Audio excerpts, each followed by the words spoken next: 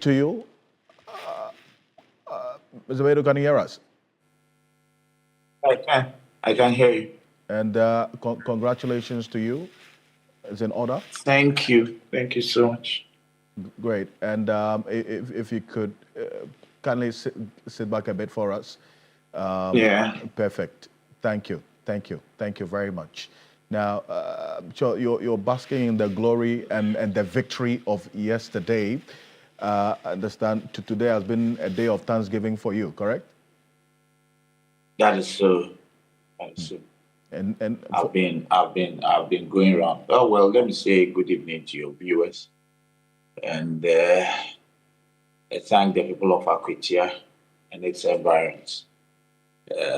Thank them so much for the confidence reposed in me and the honor.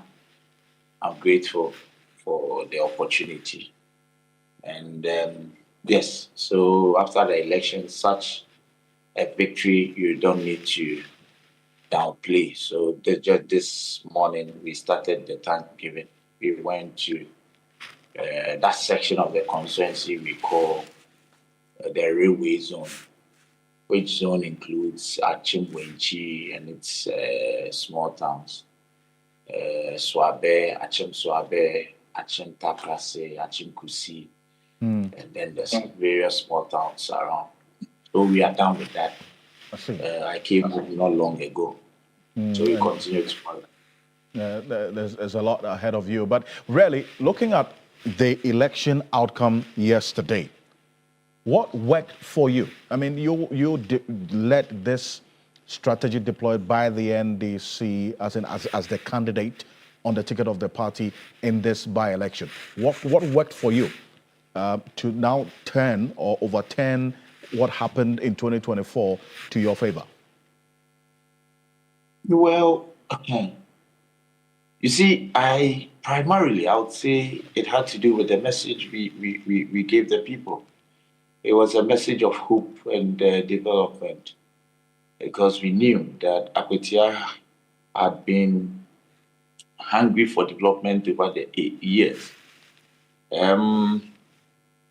We understood, we came in a bit late, but we had primaries. And so they just selected a candidate. We had primaries, so that took a while. Immediately after I was elected, you remember this national tragedy, which of course made it impossible for us to get out there to campaign. So that also was a problem. So we got in a bit late. So we also had the opportunity of understanding what our people were out there doing and the results that were, the feedback we were getting from their engagement with the people, because they were already out there. And they didn't stop the campaign as a result of the tragedy. They were out there still campaigning. So we got to understand that their main message was about 95%, about sympathy. The fact that someone is late and so they have a replacement, and that NDC does not have a shame. They shouldn't have contested this election, and that it is the MP that is late, and so they should be given the mandate. That was their message. And the fact that we took him to court, and so we whether I'm not too sure what they intended with that we knew about the death of the late Honorable NSC Alkubi. So this was their message. We decided not to respond to this. We will not join them in that, because that is not what the people want to hear.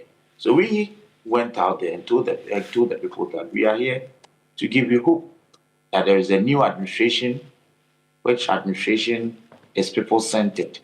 The new administration, which I represent in the constituency, is promising that we will do a lot of things to aid your living and all that, your living standards and all that. And these are the things they told us they wanted to hear. So the people had engaged them for a while. Once we got in and we talked about development, they said, hey, this is what we want to hear.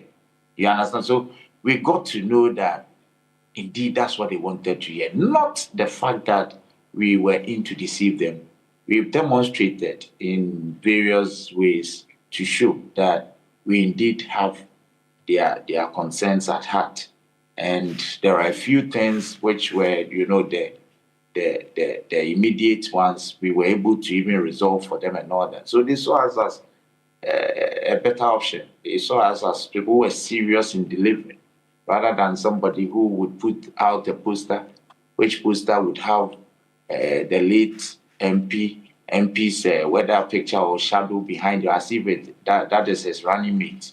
And so the people took our message and weighed and were sure that we had a better message. And the strategy worked for us. Well, but as a strategy has worked, and you've won this election, in fact, with a margin more than what happened in 2024, overturning that result and even adding more to it. The people, as you indicated, you took a message to them, they bought into it. These are the expectations, at least based on the Global Info Analytics survey prior to this primaries yesterday. We'll put that on the screen. Number one on the minds of the people of Akwatia is development projects. That's their first expectation. They're expecting that you would lobby to bring development to this area that has been deprived of development, even though it's a mining town. Bernard Bediako. Yes, I mean, even before info, because we have been in the constituents, I've been a constituent secretary for years before coming this far. So I knew what the people really wanted. Now, and that is what we've elected to do. So we will do it. See, this is the issue. We told the people we are capable of delivering. Two things I always say play out here. If you are voting or you intend voting for an MP, for me, two things you should look out for. The person is supposed to be a representative of yours. So you should look at the demeanor of the person. Look at the persona. If this person fits to represent me, as in, is he the kind of person who can carry my cross, my problems, and seek solutions to it? Is this somebody who can advocate for me? Advocacy includes lobbying. So you should be a good communicator, undoubtedly. You cannot be a good member of parliament if you are not good in communication and lobbying. That is one. So that is about the two of us. You will be the best judge. You've followed our campaign. You know between myself and my brother who is best placed to represent the people of Akwatia. Now the second thing, or the second issue for me is this, that you may be good at communicating, but you should also have the connection. Otherwise, you will talk for nothing. So, and the connection here, as far as we are concerned, is the fact that the government of the day is my government. So I'm connected, no doubt about it. So if you are good in lobbying and you have the connection, you can best represent the people. But the people are not voting for nothing. They vote for development. Now, having known this, I come into the fray with that kind of perspective that the people's mandate cannot be taken for a ride. Mm-hmm. See, when the chief of staff came to town, and I'm sure you know about some construction of roads. Yes. So who instructed that? Why did you decide to construct roads at the morning of the by-election? And even when the election was ongoing, you were constructing roads.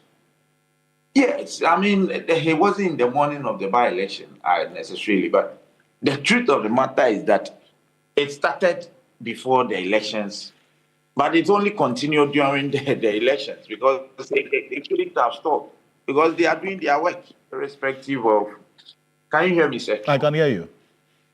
Yes, the contractor is doing its work regardless of what time it is. The background to that is this. Weeks before the elections, His Excellency the President was in town and he instructed the Chief of Staff to come and have me introduced to the chiefs of the area.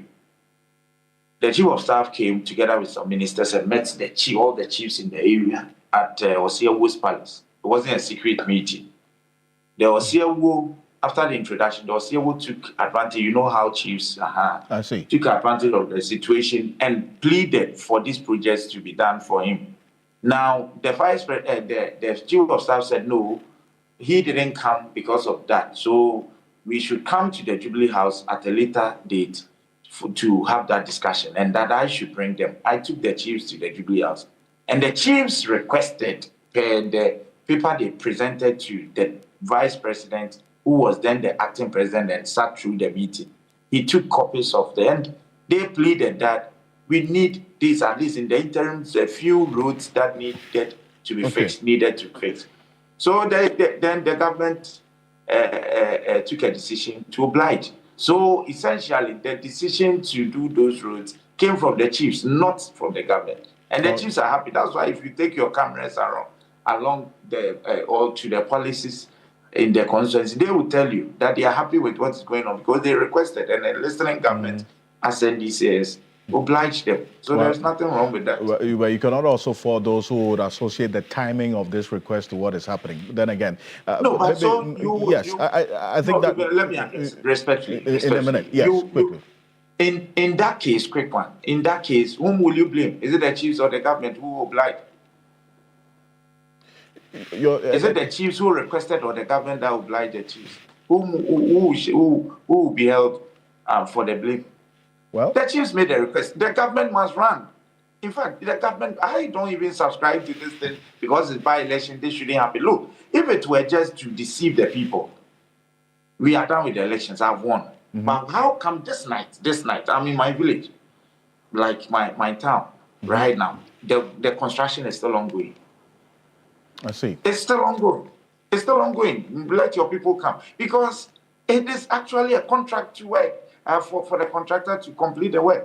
It is not for by-election. If it were just for the by-election, by now the machines would have been taken away.